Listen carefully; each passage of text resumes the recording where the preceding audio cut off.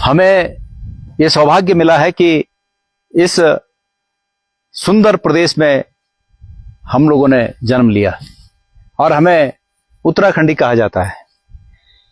मैंने सुना कि बहुत पहले जब दिल्ली में कोई बादशाह थे और वो बादशाह जब पहली बार कश्मीर गए तो कश्मीर जाने के बाद उन्होंने फारसी में कुछ बातें कही। मुझे वो शेर उनका याद नहीं है, लेकिन उसका भावार्थ मुझे याद है। उन्होंने कहा कि अगर पुनर्जन्म होता है तो कश्मीर को देखकर उन्होंने ये कहा कि वो पुनर्जन्म मेरा यहीं हो, यहीं हो, यहीं हो।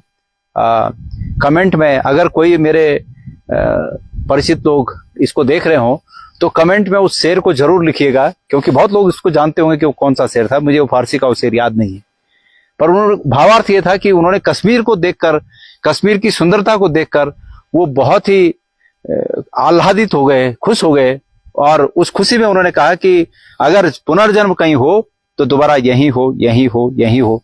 इसी प्रकार के भाव आज मेरे मन में भी इस सुंदरता को देखकर आ रहे हैं कि प्रकृति ने हमें इस उत्तराखंड में जीवन जीने का मौका दिया। ये खूबसूरत वादियां, ये खूबसूरत प्रकृति का वरदान हमें और आने वाली हमारी नस्लों को फलाएं फुलाएं, ये बड़ा वरदान प्रकृति का है। मैं ये मानता हूं कि सरकारों को, कोई भी सरकारें हों, सरकारों को इन प्रकृति के द्वारा प्रदत्त इन संसाधनों को हमारे नागरिकों को हित में किस प्रकार से इसका उपयोग किया जा सके कि हमारी आजीविका इससे जुड़ जाए, ये बहुत ही आवश्यक है। ये यूनिक है कि जो सिर्फ और सिर्फ हमें मिला है, और इस यूनिक, इस विशेष प्रकृति के द्वारा प्रदत्त इस विशेष संसाधन का हम अपने लोगों के बीच कैसे इसका फायदा पहुंचा सकें, सरकारों को इस पर बहुत गहनता से ध्यान देना चाहिए।